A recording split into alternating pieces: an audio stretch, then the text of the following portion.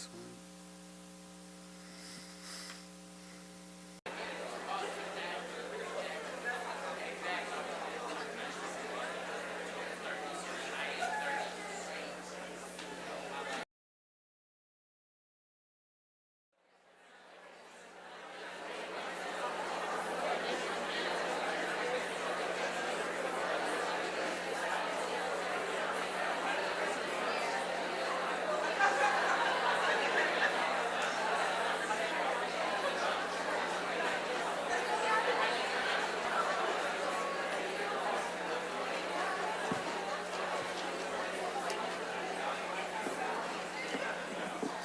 So good evening.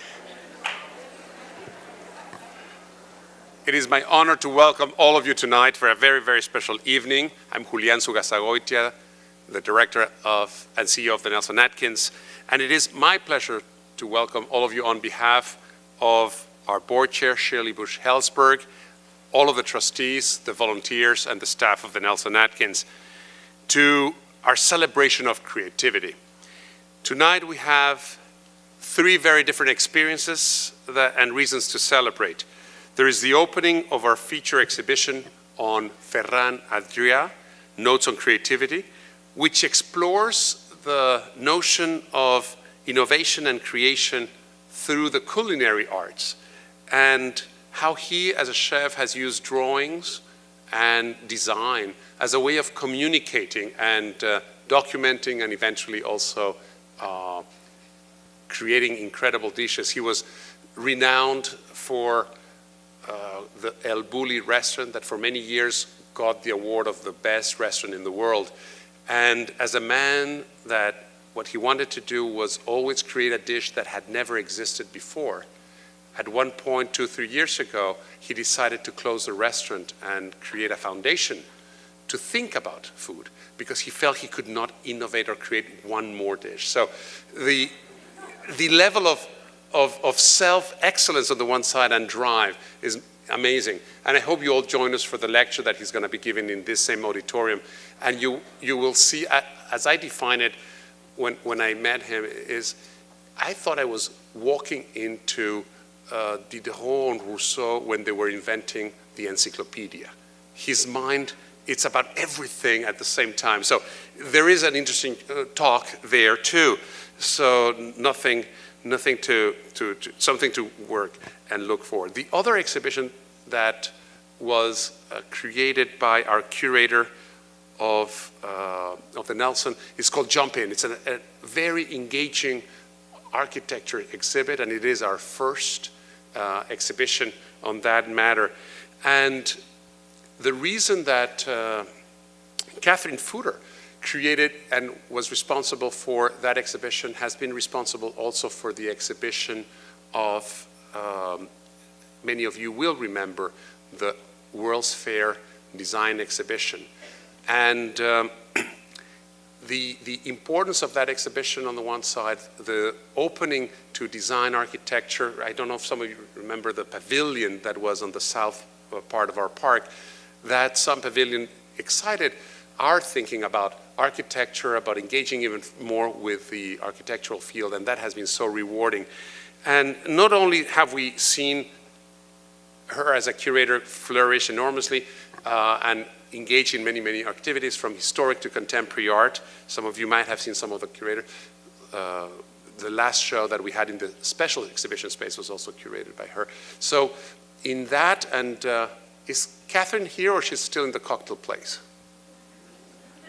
Well, it's good that she's not here because then I can reveal to you that she's going to get a promotion. And she's going to be promoted as the senior curator of European art. And that will encompass all of our European arts, both sculpture, paintings, also design.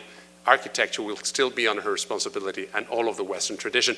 Really the tradition that our founder and the first gallery that he created even before creating the museum, Mr. Nelson, called it the Gallery of Western Art. And that happened when this city was very small and we were in downtown and there was a library, and he created with replicas. So that's another story.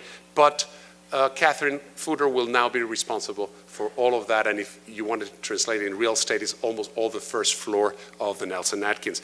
So even in her absentia, where she's having drinks celebrating, please congratulate if you see her. The other thing is, and very important, that we're celebrating tonight more specifically, and it's this third element, and perhaps the most important one, because it deals with our collections. What we're celebrating is the reinstallation efforts that have gone into creating the African galleries to the level that have never been before. And the importance of working and looking at our permanent collection is something that every museum has always to take care of constantly. And we did that thanks first that we have a great curator of African art, and that is Nikwa Kompom. And when he started visiting the Nelson, and maybe some of you remember 5 years ago when we had his show called Through African Eyes. It was one of the greatest shows that we have presented. And he was visiting from Detroit, where he's also chief curator. And we started engaging in a long series of conversations. He was so generous with his time, with his vision, incorporating also oral docents in some of the conversations. And little by little, we started a conversation is how could we share his wisdom and his treasures with us? And today we share, and we are blessed that he has made such an impact in Kansas City in a very little time. And so this African galleries are more welcoming, more densified. So on the one side also what is attributed is that it is almost an acupuncture. It's very light, and yet you see a difference. And we measure the difference in many ways. We never closed the gallery, so we could do this reinstallation while we were still open. But if you come on a Saturday or a Friday, you see more people in these galleries than we had before, but also they spend more time. So people are really sensing that there is much more to see in these galleries. And that's one way that we see it. Nothing would happen if we didn't have, and this kind of galleries is a long endeavor. And the Nelson applauds the commitment and also the dedication of two families, the Hall family and the Hellsbergs, who have really been key and instrumental in funding this phase of renovation. So I want to thank, on behalf of all of us here at the Nelson, the Halls and the Hellsbergs for this.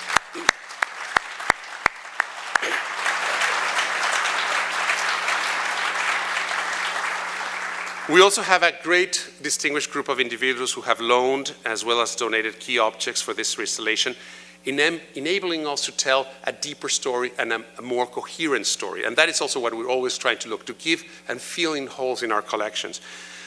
We have enjoyed the key support and goodwill of members of Kansas City community who have enhanced this project in several ways.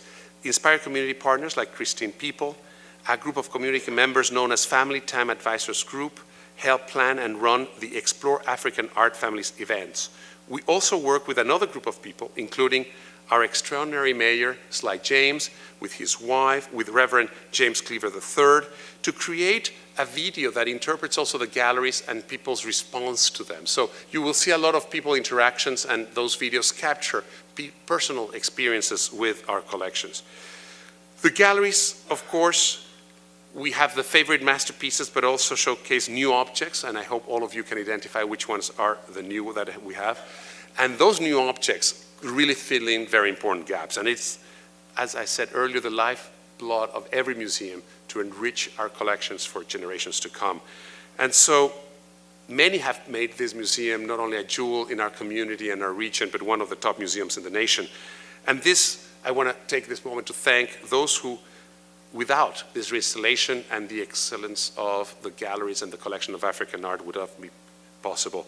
And I want to definitely ask you to help me recognize the two most ardent, and I've already mentioned the Halls, and if I were to mention someone that has had the most impact on this institution is, of course, Don Hall and his family.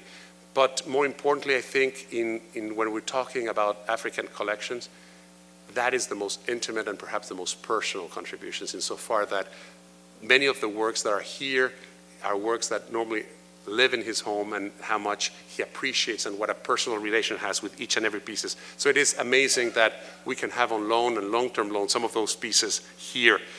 The galleries bear the name of the Hellsbergs, the Hellsberg family galleries, and it is a tribute both to their commitment and long-standing commitment to this institution way before we have that opportunity of renovating. And so we are also so enchanted that we can really bring these galleries to new light as they have been today.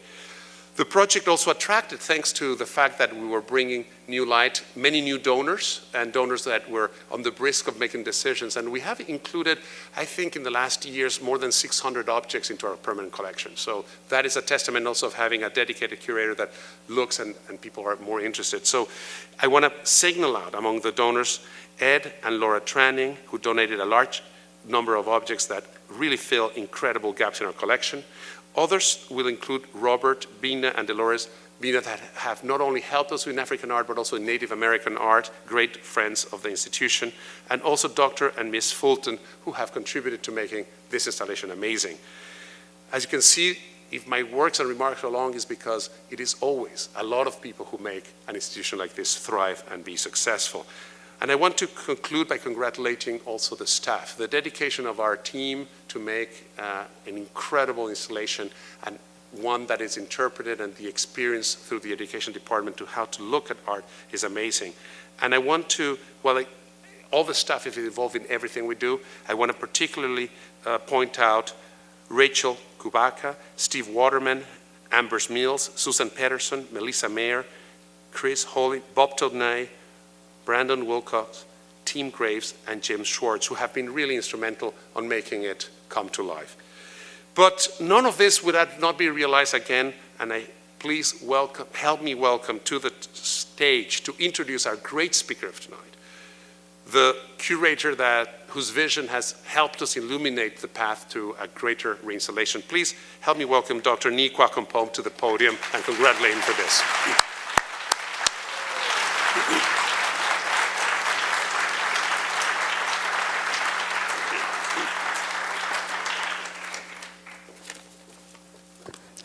Thank you very much. It is cold outside, so it's great to see all of you here today.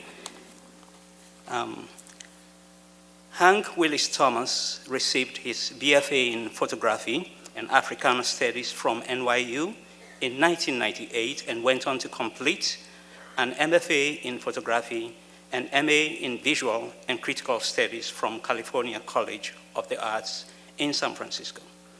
Today, Thomas is a practicing artist living in New York City who works in photography, video, sculpture, and mixed media. He is also an installation and conceptual artist. His work deals primarily with ethnicity, history, and commodity culture, focusing on themes related to perspective identity, media, and popular culture. He often incorporates recognizable icons in his work, many from well-known advertising and branding campaigns. In recent years, he has expanded his practice to include text-based pieces, interactive installations, and reworked and repurposed arts. But he is best known for shrewdly connecting the commodification of African-American male body today via sports and advertising with that of the slave trade. Thomas has exhibited in galleries and museums in the US and abroad, including the Goodman Gallery in Johannesburg, Galerie Michel Ryan in Paris, the Studio Museum in Harlem, the Cleveland Art Museum, among many others. His work is in numerous public collections, including Museum of Modern Art, the Guggenheim, and the Whitney Museum of American Art. His solo exhibitions include Question Bridge, Black Males in 2013, What Goes Without Saying 2012, and Pitch Blackness 2009. He has also been part of several collaborative projects that have received prestigious funding support from the Tribeca Film Institute, Open Society Foundation, and the Ford Foundation. He has permanent installations at the Birmingham and Oakland International Airports and the Oakland Museum of California, San Francisco. His work has also been featured in several publications, including 25 Under 25, Up-and-Coming American Photographers, and then 30 Americans. Thomas has served as visiting professor in the MFA programs at Virginia Commonwealth University, Maryland Institute College of Art, and has lectured at Yale University, Harvard University, and the Birmingham Museum of Art. After today, the Nelson can proudly say that we've also can be mentioned among the fine institutions that have hosted him. Personally, I'm excited to announce that through the kindness and generosity of Shirley and Barnett Hellsberg, the Nelson now has on loan to the newly reinstalled African Gallery one of Thomas's finest works, Absolute, No Return. Considering the lack of visual images dealing with the slave trade in African visual art, I particularly welcome this masterpiece in the gallery as it constitutes the missing puzzle in a broader discussion of Africa's long history of interactions with the West. Thomas's take on the subject of slavery fleshes out complex historical facts with great nuance and skill, blurring the lines of race itself while also recognizing how ethnically, culturally, and professionally diverse people are. This takes his work, as one writer puts it, and I quote, well beyond just making art, to examining and exposing deeper divides in our culture. For his accomplishments, it came as no surprise to many when New York City Mayor Bill de Blasio recently nominated him for one of the painter seats on the Landmarks Preservation Commission and Public Design Commission. Incidentally, and I'm very, very happy to announce this, today too, the International Center of Photography, ICP, also announced that Thomas is included among recipients of its 2015 Infinity Awards for his work on Question Bridge blackmails. Yes, when it rains, it pours. I am sure we haven't seen the best of Thomas yet, so please join me in welcoming to the podium Hank Willis Thomas.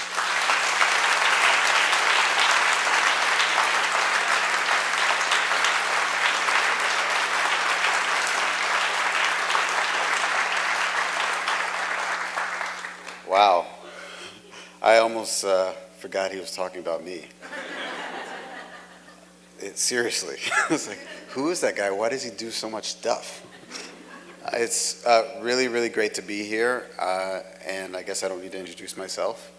But I actually was thinking about talking about being an artist, and I did a project last year based around video footage and speeches and radio interviews of James Baldwin, and I figured it might be appropriate to start with this quote, this excerpt, I should say.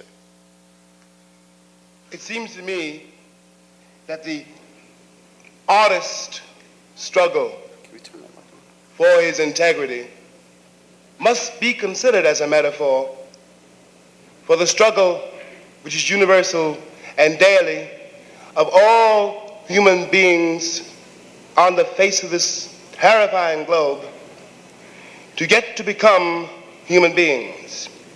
What we might get at this evening, if we are lucky, if the mic doesn't fail, my voice holds out, if you ask me questions, is what the importance of this effort is. I really think that being an artist is, the pursuit of an artist is equivalent to the pursuit of having a meaningful life. And it doesn't matter if the artist does one great work or no great works, or no one ever likes anything they've ever done. I think we need all of us to do all the work all the time. And I think about that because I think about equality and equanimity and the importance of making work regardless of whether or not anyone cares or wants to see what you have to do. because I know that my life is heavily influenced by this book, which was a collaboration between two already renowned artists, photographer Roy de Carava and author, poet Langston Hughes. It's called The Sweet Flypaper of Life. And it was a portrait of African-American community in the 50s, combining the photographs of de Carava and the text of Langston Hughes. And my mother, a 12-year-old little girl, came into the Philadelphia Public Library and saw this book. And it sent her on a life journey, which sent me on a life journey. It was the first time she'd seen pictures of African Americans depicted as people, really, in publication. And she had this feeling that there were probably more, that it wasn't a coincidence that African American photographers would make images that looked more familiar to her than the images that were seen in mainstream society. So when she got to school, and how many people here are in school? Good, a good amount of the room. Her junior year in college, she had already been studying photography, and photography was not yet even considered art, but it was making its way. And she asked her professors about African American photographers, and they could only name three: Gordon Parks, Roy de Carava, and James Vanderzee. And so she proposed, as you can see here, this independent research project, Black's Contribution to Photography, 1840 to 1940. And what sticks out to you about 1840 America? Anybody? Slavery. And what does it mean for us when we start to think about Black photographers making work as early as 1840, which is the year photography was invented? Doesn't that make us question all the narratives we have about the Black experience? The fact that there were 25 years before the end of slavery, people of African descent at the cutting edge of technology, using physics, chemistry, creativity, actually trying to capture the world. And this was her first list, and you can see a number of photographers, but that list expanded to dozens more, which became her first book, Black Photographers, 1840 to 1940, a bio-bibliography. And then her next book, Black Photographers, 1940 to 1988, then Reflections in Black, and then dozens and dozens, actually dozens and dozens of books. This, because she realized that a huge part of history was being systematically erased, and that African American photographers were still making the work and making history regardless of whether or not the canon appreciated it. And so I've been picking up where she's continuing, and it's hard to keep up.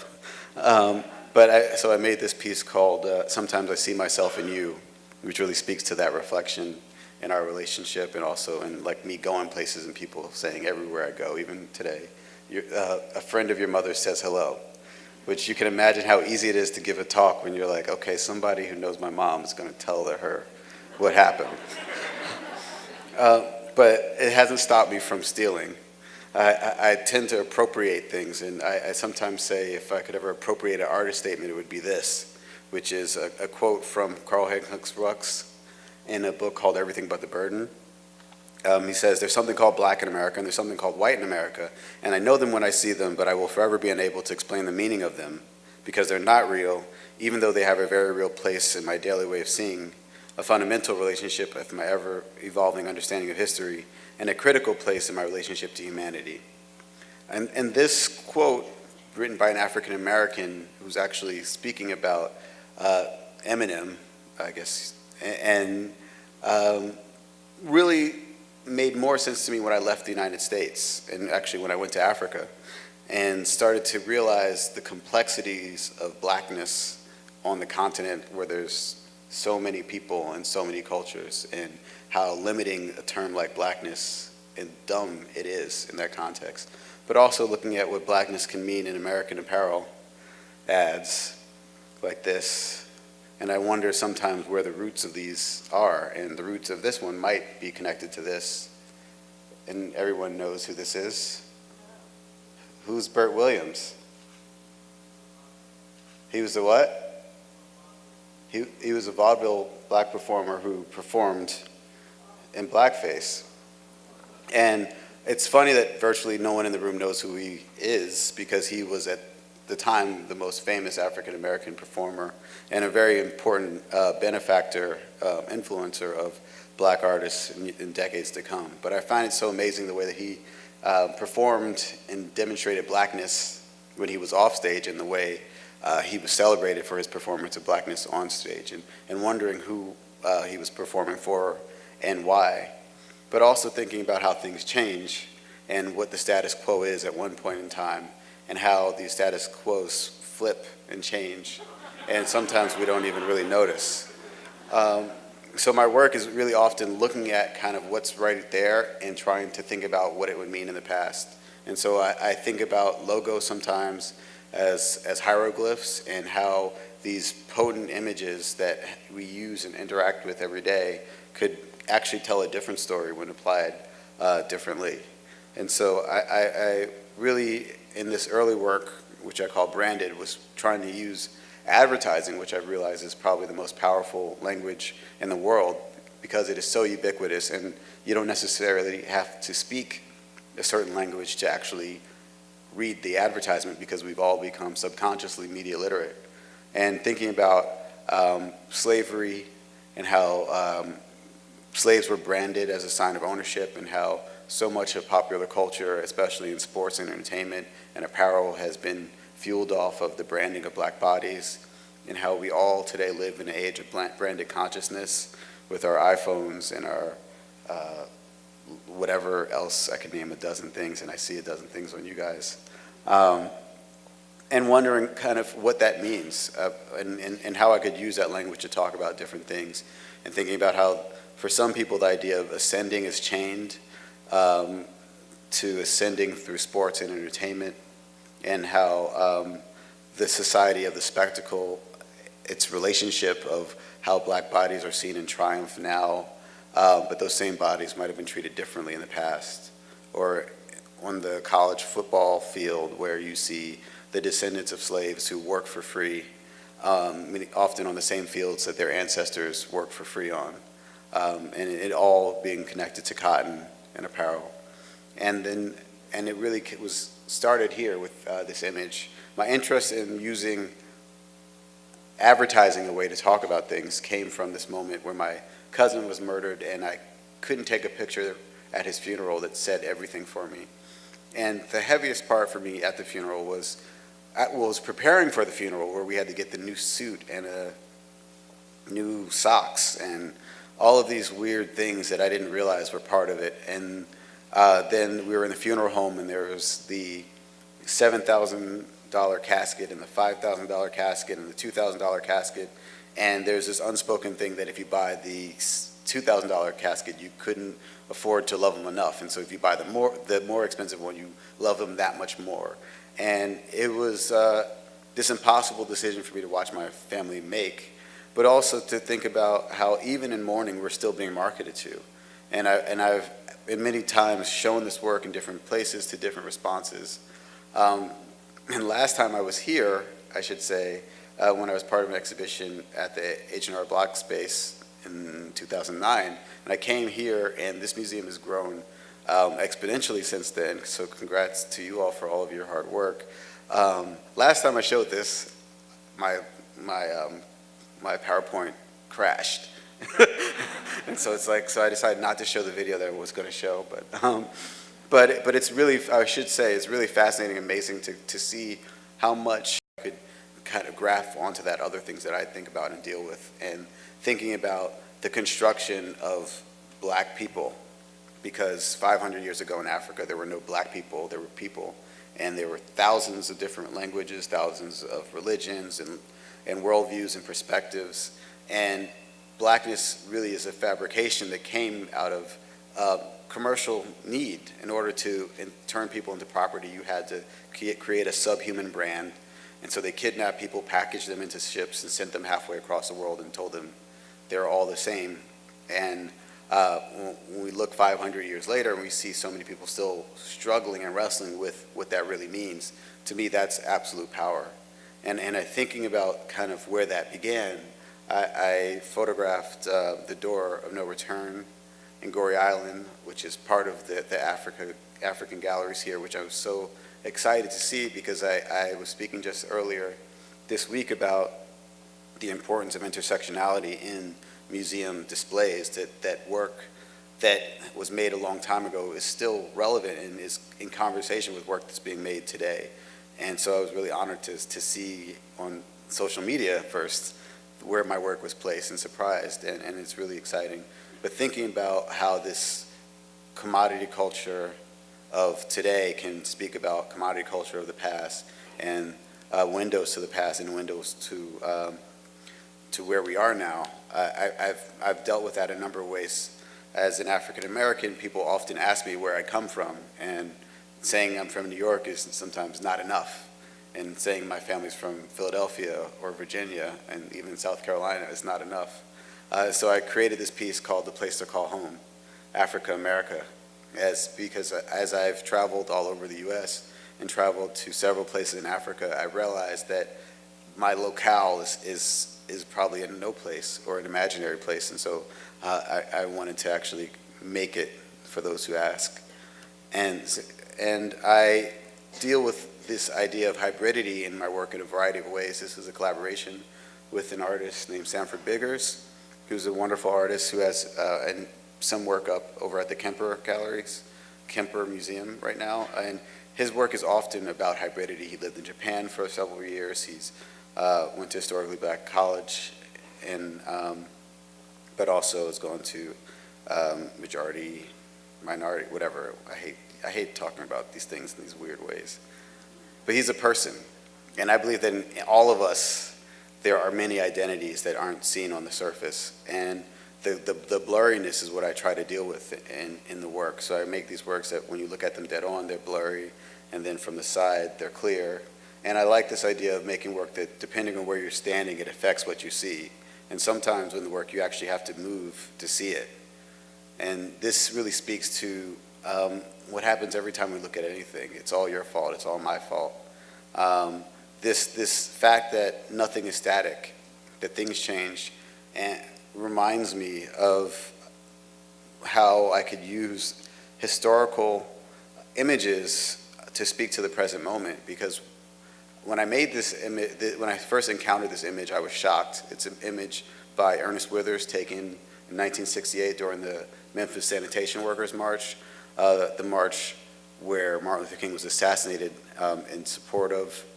And I found it, up until very, very recently, or until recent events in the state even, I found it astounding that people in the United States had to stand collectively just 8 years before I was born to affirm their humanity. Because the phrase that I grew up with wasn't "I am a man," it was "I am the man." And I was fascinated how it went from this kind of very collective statement during segregation to this very selfish statement through integration. And I wanted to remix and riff on that in a number of ways. And I saw the last kind of line as a poem where it says, "I'm the man, who's the man? You the man, what a man. I am man, I'm human, I am many, I am amen." Because I realized that rather than trying to validate myself on anyone else's value standard, that the greatest gift that I'm given, that any of us are given, is our consciousness. And so I really wanted to express that with this work and kind of think about how we can look at these issues in a variety of ways. And so I'm happy to say that now at the H&R Block space, there are several of these paintings that are on exhibit in the show called Making Histories. So it's great when you come here and I have work hanging in two places.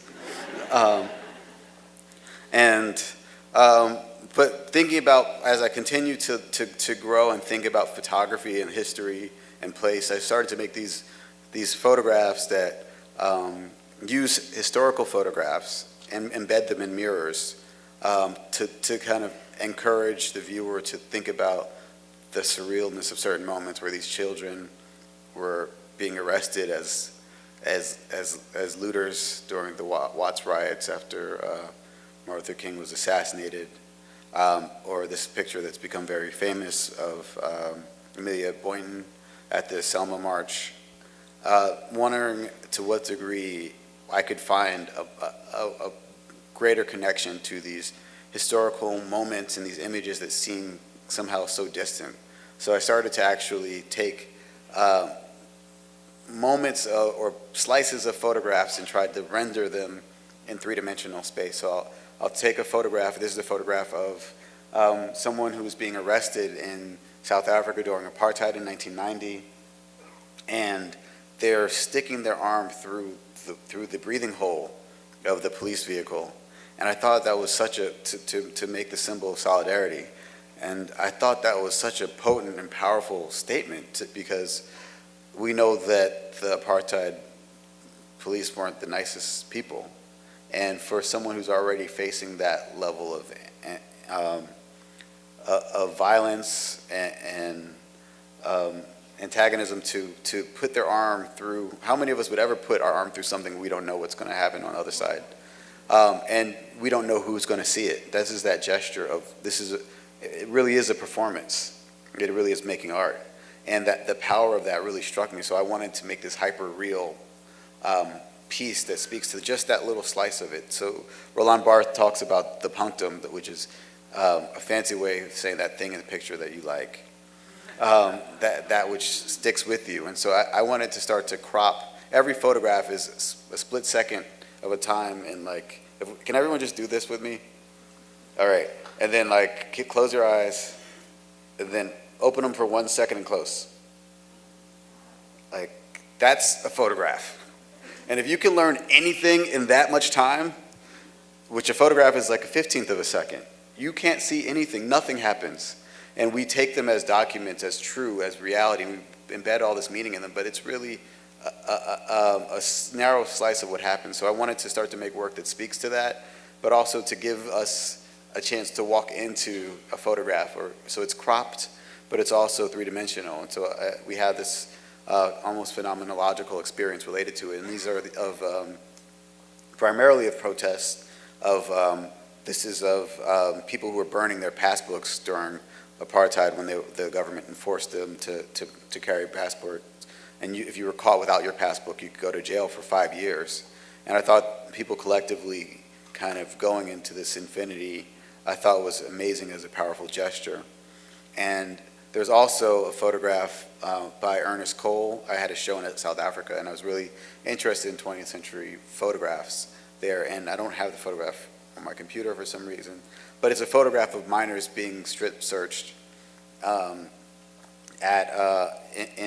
during apartheid South Africa, and you can see their butts and their arms are up in the air. And I always felt when looking at the pictures, like when I look at pictures of lynching, I feel guilty. I feel like I'm gawking to some degree, and it bothered me.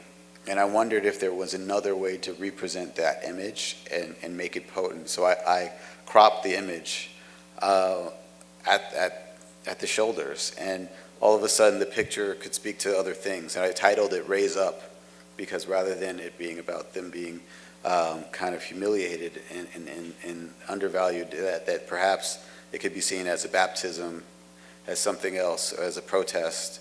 And just 6 months later, we know what happened here, or not far from here, even though over there they say you're very far from here. There's the events in Ferguson gave this picture new meaning. I think of this sculpture as a picture.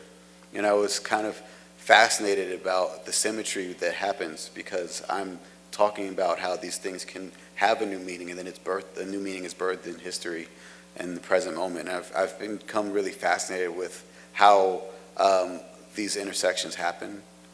And I had a show in Berlin soon after, and wanted to deal with 20th century photography in Berlin. And some of the work I did was these sculptures in Germany, I should say. And this sculpture is based off a photograph of children's hands on barbed wire in Auschwitz. And I thought it was just such an intense thing for people to witness, and for that to be a reality, that I wanted to document it. But then some people mentioned to me that it's much like people in refugee camps all over the world today. So even though I'm trying to talk about the past, I keep wind up talking about the present. And wanting to push that in different ways, this is a piece that is based off of the moment when the Berlin Wall was coming down, and there was someone standing on top of the bridge, the wall, touching someone who's on the ground. And that there's this potency of that gesture and of that moment that I think is so beautiful about the touch and the interaction and the generation difference between the people's hands. And I started to realize how much I can get back to the things I love about photography, which is, it used to be for me that photography was tactile, that I was putting rolls of film in, and I was developing film, and I was actually in the darkroom developing pictures. And it got to the point where now that doesn't really make that much sense. And I became so removed from making my own pictures that I started to use other pictures. And now I feel like I'm starting to get back to that place. But speaking to a variety of things, now going back to thinking about sports as this stage for so much that is important that happens in the world, but it also seems trivial. And wanting to talk about that moment, the tip-off, when the tension of every game starts off and goes to that. And I realized that when you can take something that seems banal and then put it in a museum or a gallery, and all of a sudden it becomes important. And so I started to make part of my work this process of taking everyday things. So this is based off of a pin for a fight for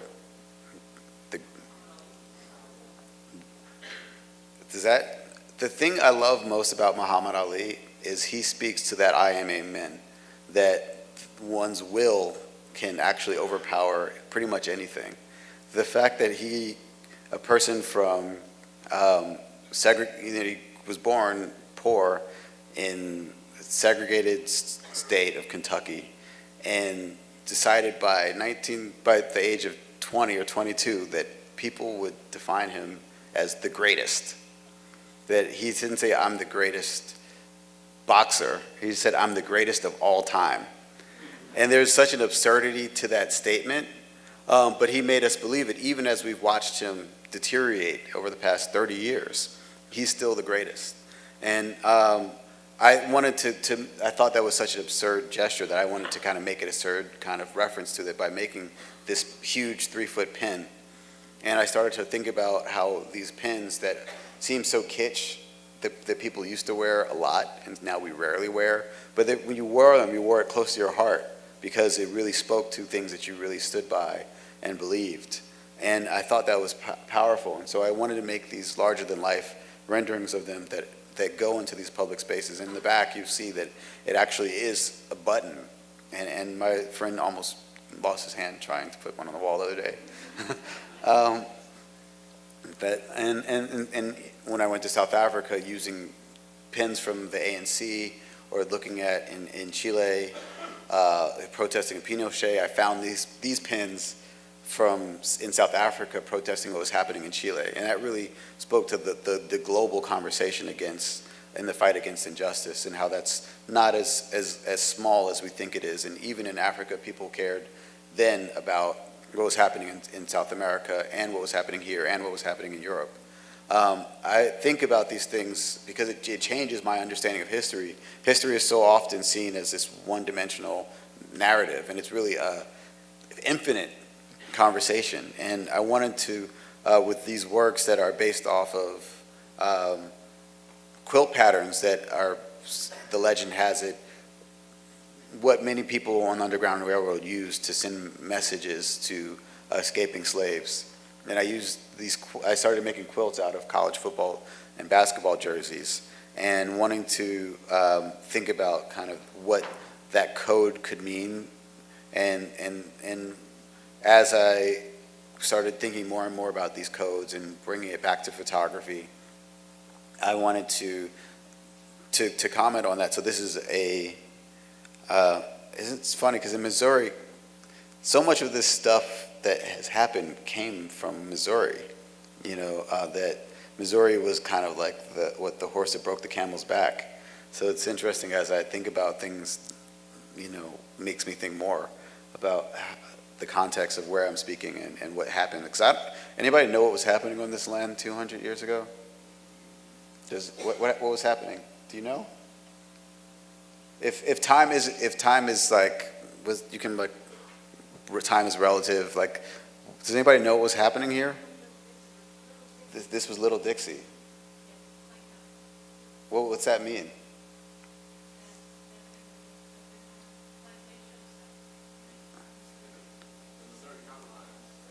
Yeah.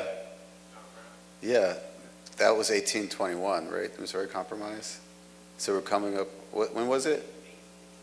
1820. So we're coming up 5 years, it'll be 200 years since then.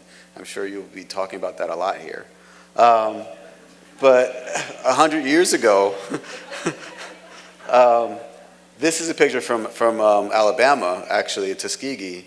And it was a Booker T. Washington lecture, and a collective of African Americans were standing there. And this is the generation that migrated from the south to the north. And the pattern that you see of these 8 triangles that are almost going in a circle was called flying geese. And the message was follow the geese that are migrating to the north. And so I started to want to use these codes. This is bow tie. But I'm using an image of a baptism, and I'm wanting to start to make these connections between photography and the quilts and the patterns, but also helping us to remember that greed doesn't have a color preference, that we so easily and so often forget that in the United States it was commonplace for white Anglo-Saxon children to be doing pretty much the same labor of people of African descent.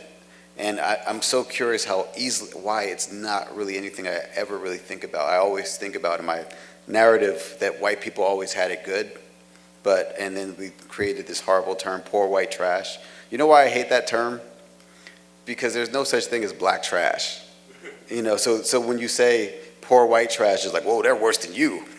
It's like, that doesn't, I've had so many people say that to me as if I'm supposed to feel good about it.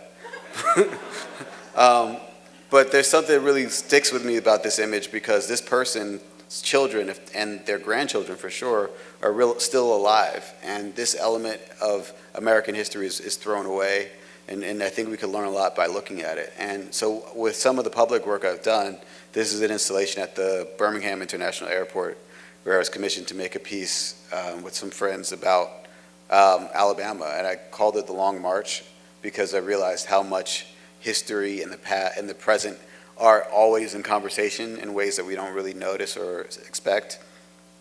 And this is the steel mill. This is the industry section. So you see a child in the cotton mills, but also a steel worker. And what happens with the piece is that the history and the present collide. So on the right is the NASA moment, and you see it filtering in, and it's this kaleidoscope, and it's just this really beautiful piece that is meditative. It's like 45 minutes, and I had this opportunity to go through the Library of Congress and all these other catalogs just to put these images that are boxed away back into the public. And it's a real privilege as an artist to be able to do certain things like this. This is a moment that speaks about the civil rights era, and there's Fred Shuttlesworth, who the airport is named after, and Ralph Abernathy goes in right after him, and then Martin Luther King right after that. And I love making work that really transcends my own expectations about a way to tell a story, because I don't really know all of what it means, but it does really embed itself in my memory, and that every time I go back to see it, I can see something else, even though I made it.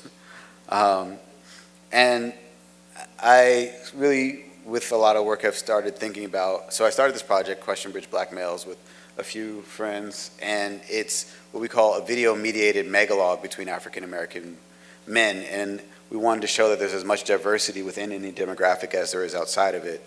And we started off trying to make a documentary, which we never really did, but we made a video installation, an interactive website called questionbridge.com, which you can go to now, a curriculum, community engagement events. And what really happened for me, and as why I wanted to do this project, is I've struggled throughout most of my life to define what a black male is. And I figured that if anybody knew, it would be other black men. So by asking them to ask and answer each other's questions, I thought that I'd get a whole answer, but actually I wound up with more questions. Uh-oh. Here's a trailer from it.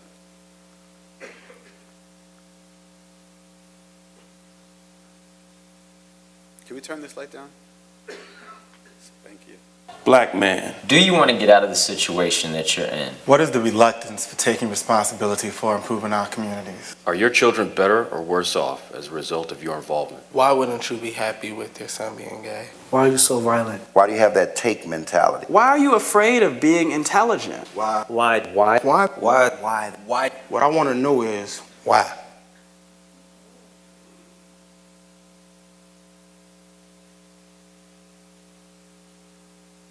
I believe that we've incorporated a lot of things that are unhealthy to us. We are supposed to be tough, I can't let them see no type of sucker. along with various other stereotypes. The level of mentorship in our community is not as strong as it possibly could be. When I came up, crack was a quick way for a black man to make $1 million. Sometimes I think because we think we're black, we're some other kind of human beings, but we're just like most other human beings.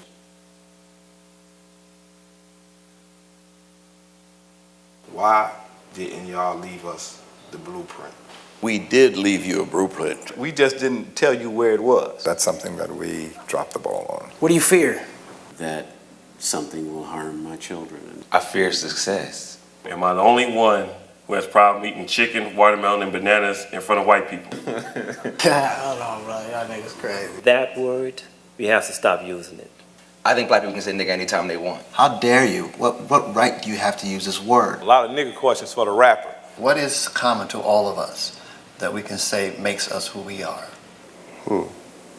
This is the easiest question in the world to answer. The thing that we have in common is that we are male and we are black.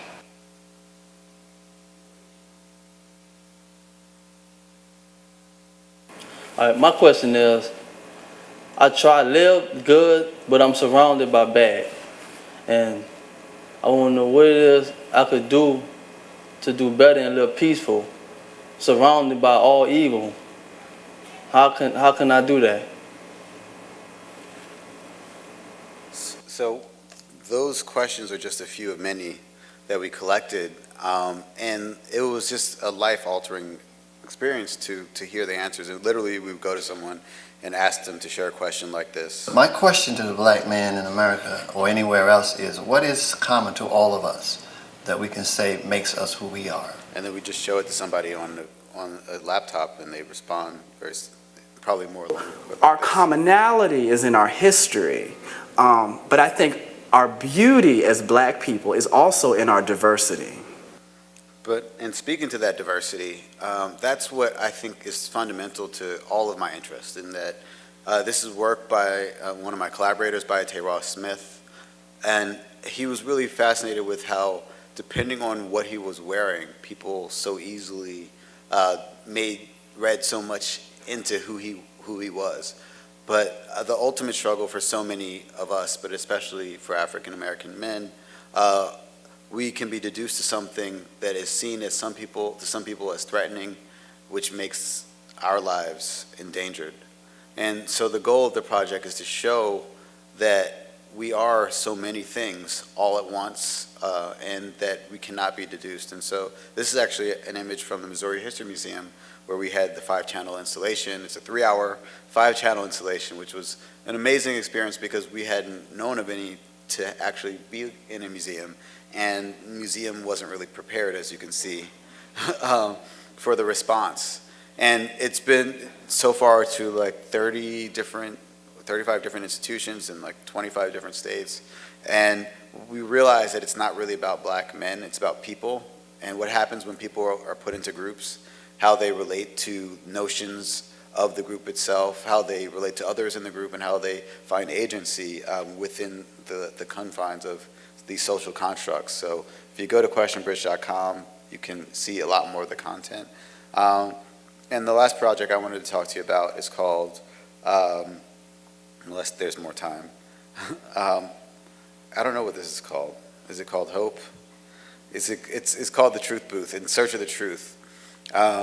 And my work takes many, many forms because I don't want to ever be caught or pigeonholed. And I think about a variety of things and think about how all of us have so many different perspectives. And so we made this piece called The Truth Booth, and it's kind of like a modern day confession booth where you walk in and there's like a touchscreen and it says, everyone has their version of the truth. What's yours? Speak for the next 2 minutes, starting with the truth is.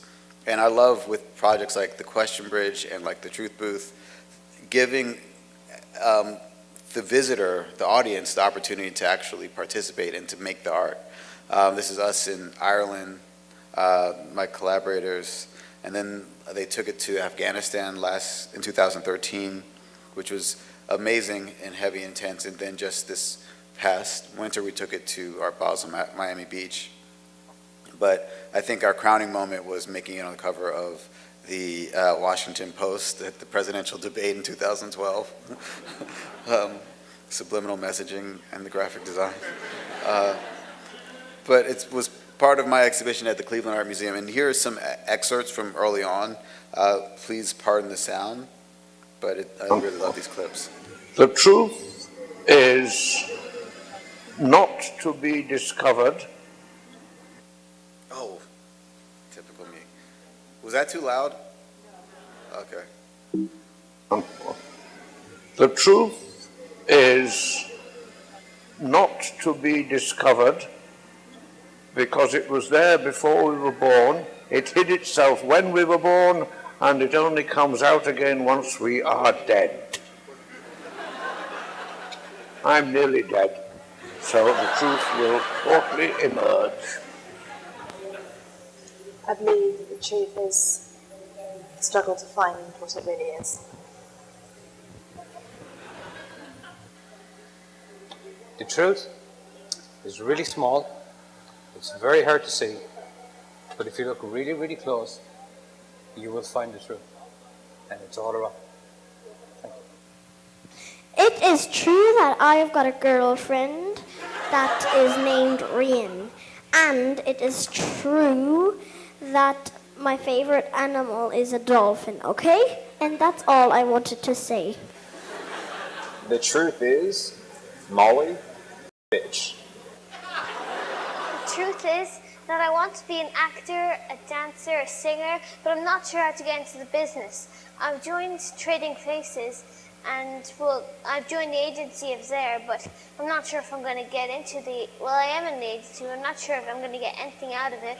And I just really want to be an actress especially, or maybe a beautician, or a singer maybe, or maybe a dancer, but I'm not sure how to get in. That's the truth. This was an Excellent Keen production. I want to say hello to Melody, because she's my little doggy, and all my other pets, and my parents. Peace out. The truth, I believe, is Lego. Lego makes you think small, but believe big. Lego is in all our minds. So the truth is very, very small, but think big. This is my cue. Thank you. And that little kid just rocked my world. I mean, it's just so amazing what happens when you just give people an opportunity to participate in making art. You know, he's like, the truth is Legos, which is so fundamental but so true. You know, and that's, I think, essentially what all of my work is trying to do, is trying to show that each of us has something to offer, something beautiful to share, and sometimes it's just as simple as letting us look at each other. And this is a collaboration I did with a few friends a long, long time ago, where we just walked around the Bay Area. This is for the Oakland airport, and wanted to show the diversity of the Bay Area. And Bayate, when we were working on the project, actually pointed out, it's like, just because people look different doesn't mean that they're diverse. And just because people look similar doesn't mean that they're the same. But community also isn't as simple as the people that look like us or that speak like us or live near us. That community changes and shifts, and we're all parts of several communities all the time. And it's not as visible on the surface. And so we wanted to make a piece where we just got to like stare at people. So we'd go up to strangers and say, can you stare into the camera for 30 seconds? And we made these mosaics and had this wonderful interaction with, our neighbors, so to speak, a few thousands of them. And I wanted to make work that I felt like was good, but also didn't have so much of a heavy tone that like allowed us to just, how often do we get to just look at people and have people look back at us? So the guy on the right told me that Oakland was the only place he felt safe to live in a tree, and I believe him. She couldn't figure out how to stay still or be quiet, but it was cute.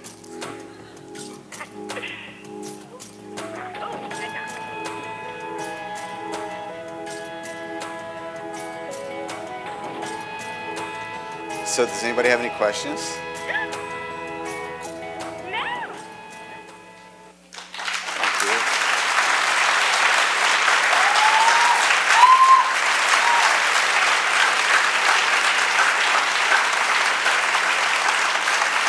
Thank you. Thanks. It's never happened before. Thank you, guys. Wait, I got to take a picture for my mom. Hold on. Stay right there.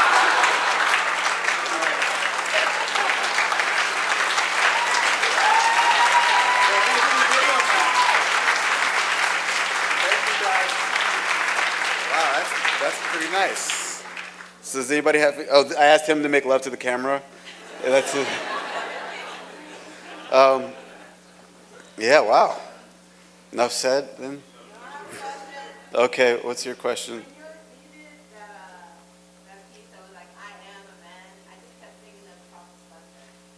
Tropic Thunder. Go on. Uh-huh. Robert Downey Jr. Uh-huh. I never made the connection. I've never had a standing ovation. I never made the connection between Tropic Thunder and my work. But I will think more about that. Thank you. Sure.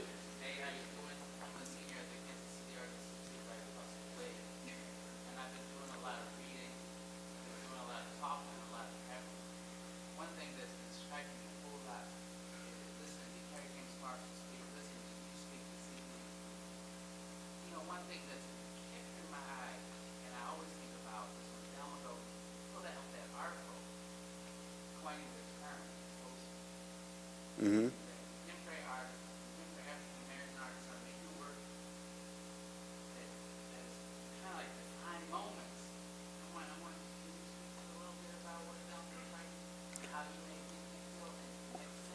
Well, I think that, so the question is about the term post-blackness that was coined not by Thelma, but she made popular in her, I think maybe the catalog for a show called Freestyle at the Studio Museum. And the basic thesis was that we were at a moment after multiculturalism where artists that didn't have to grow up with segregation as part of their daily lives, some felt free not to make work that was about blackness in an overt way, but it may have done that in more subtle and complex ways. And that term post-blackness was birthed out of that. And sometimes I thought I was post-black, sometimes I thought I wasn't. But I really gained to appreciate, my issue with blackness is that black people didn't create it. I always think that that's the craziest thing about blackness, is that it was created by people with this explicit interest in making us not human. Not to mention my skin is brown, and there's nobody here who has white skin. But we use these binary terms knowing that most people in the world are Asian, and that they range in skin complexion from mine to the lightest person here.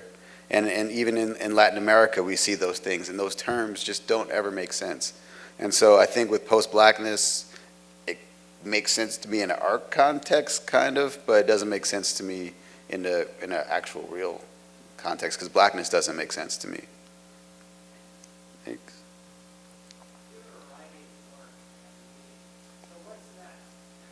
See, you shouldn't have said that. Does anybody else have a question? I can show you. I was going to cut short. You want an encore? Hank Willis Thomas encore? I've also never done an encore. And so, but I had a few random pictures left in here from a show. This is from apartheid era.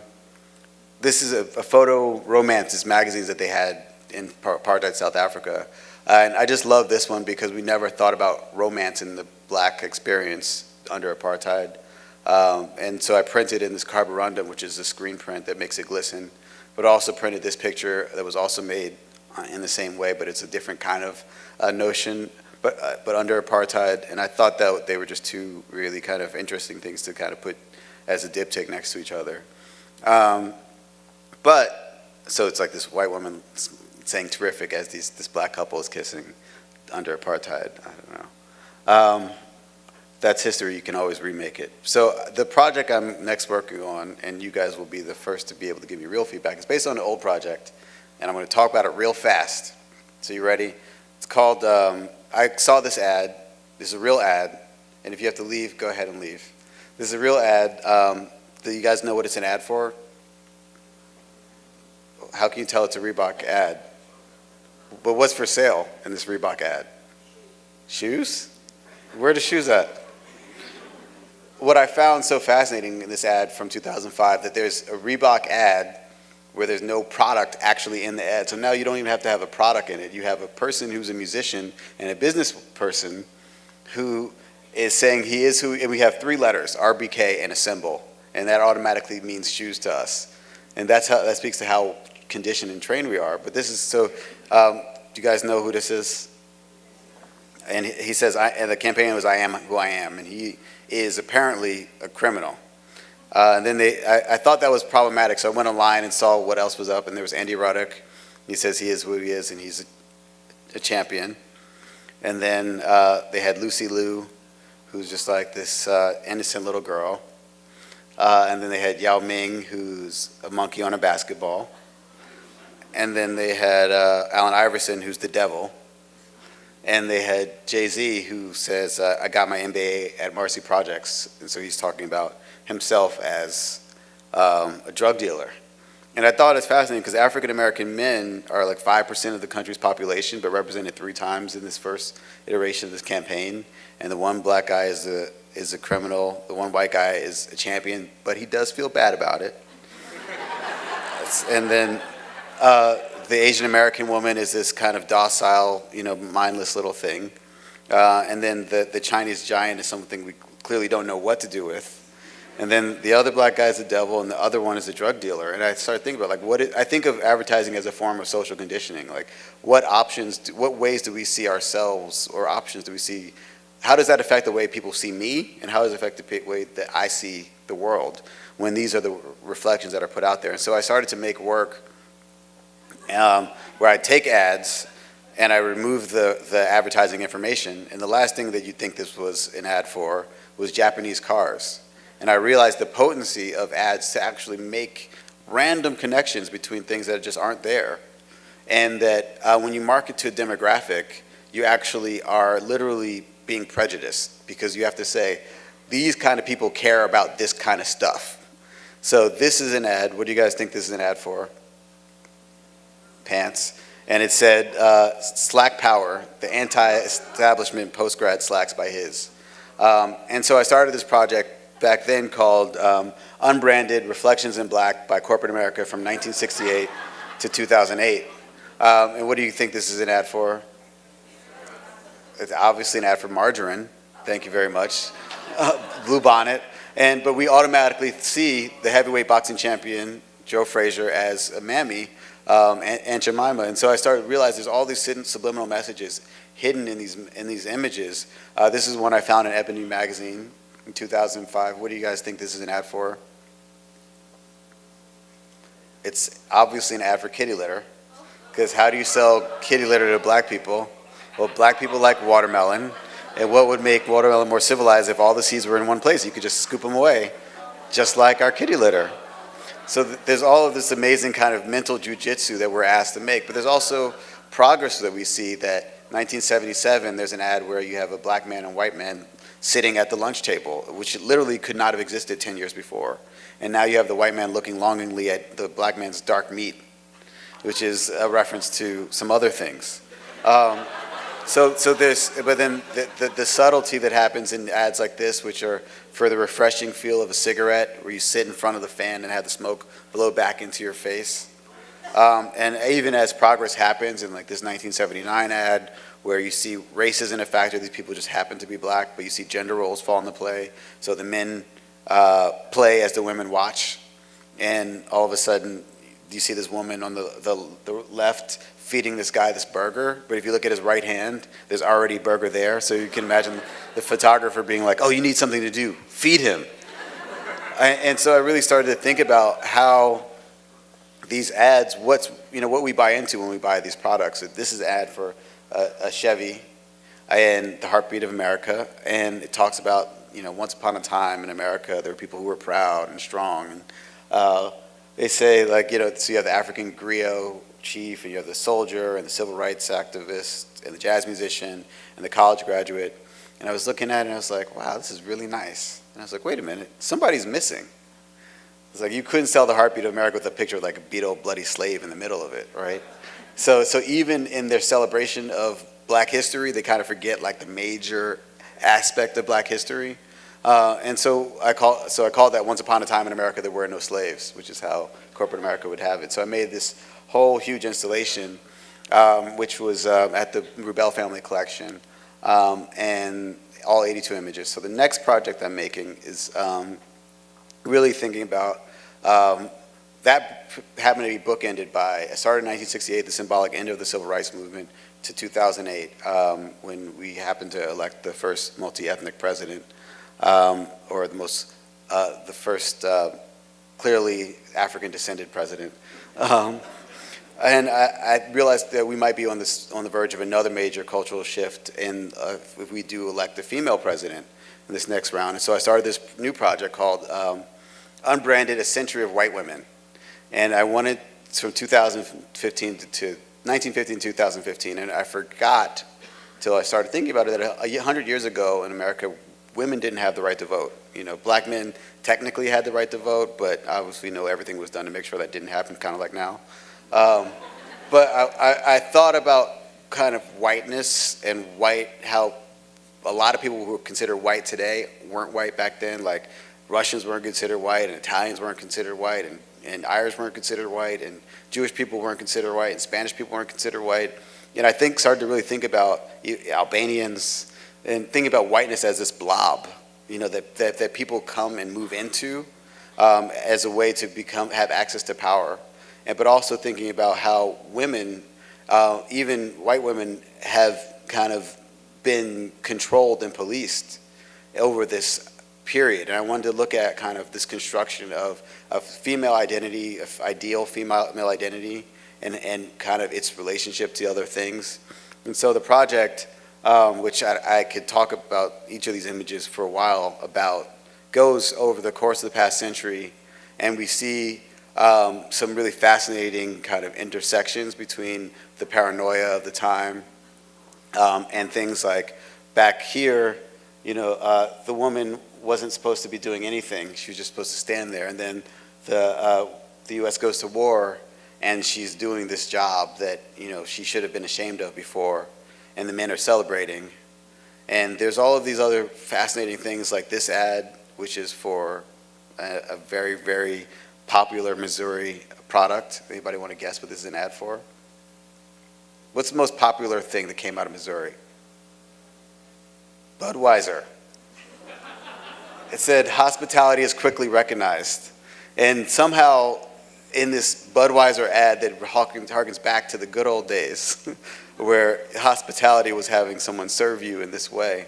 I found it so fascinating, all of these different relationships. So she's freed from the refrigerator, but then she tries to go to work and she's in a straitjacket, and she wins the election, but she's in her bra.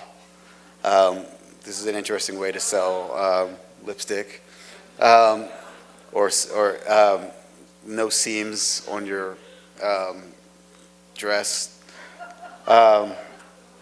And then how to encourage people not to use those outdated girdles or corsets with bones. Drag her, come out of the bone age, darling, is what this said. Or this one from 1959, men are better than women. Indoors, women are pleasant, even useful, but outdoors, they're somewhat of a drag. So you can show off this sweater. This is an ad for sweaters, but this is actually corporate America's response to not just quote unquote white women, but people trying to find equality, and these kind of really this violence that we see in these ads that are depicted against white women who are seen in many ways as the most valuable people in our society really speaks to like how were they treating the rest of us. And that's what I'm becoming really interested in, and like if these are the images that are for the people who Emmett Till got killed for whistling at. What does that say? You know, and I wanted to really speak about this stuff by looking at these images that, you know, don't make much sense to me. This is for Campari, you know, try one in your cage, it said. These are for the pants, Ring Around Rosie or Carol or Cindy, etc. And then the women start to fight back, but they dress like men. In this Canada Dry ad, this is an interesting way to get out of a ticket. Some might say, give your daughter a daughter. This project is really kind of fascinating for me because of all the things that I'm learning about our society's values, but through a different kind of market, so to speak. And this fascinating kind of thing that kind of starts to end around here with Mother Nature has met her match. As we start to make place for new people in this paradigm. This seems like a bummer. What do you guys say? It's going to be weird, huh? Anybody have any comments? You going to throw tomatoes at me? Please.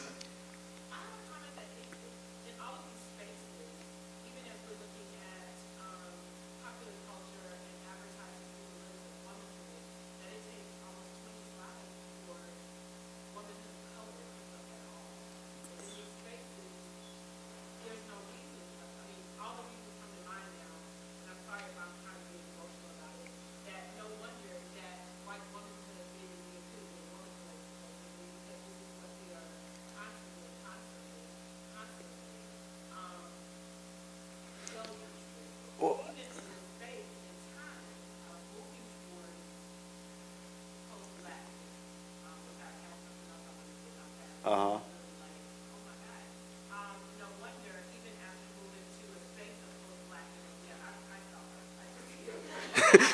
You weren't supposed to, but she was there. And it's for the white linens. And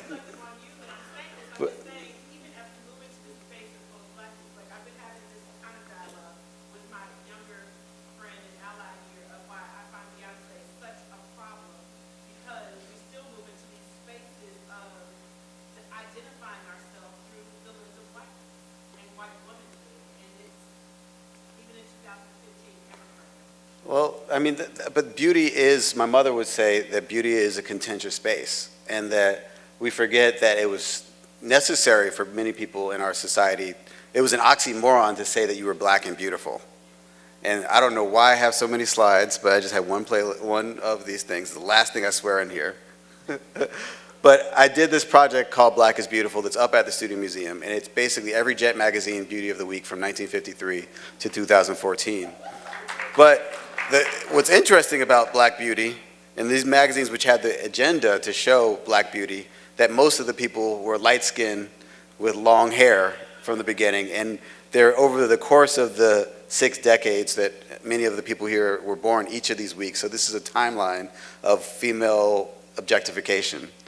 So we're clapping about it, but we're really just clapping at women in bikinis as something that's supposed to be something that we celebrate, which I'll celebrate any day, privately. But even in these gestures of making a political positive statement, we're still reducing people. And that's what I think I'm constantly trying to tackle and deal with the work. And it doesn't matter if you're a quote-unquote white male or a black male or a Latino or Asian or Pacific Islander or South Asian or, you know, many, many other transgender. Like, as soon as you're marketed to, you're no longer a human being.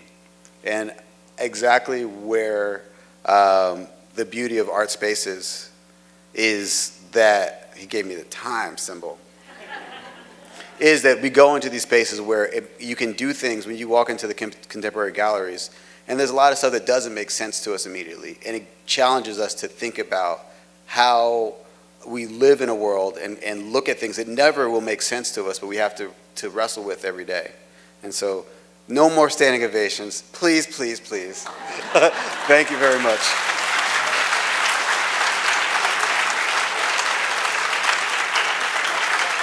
I was out of slides anyway. Thank you for your question.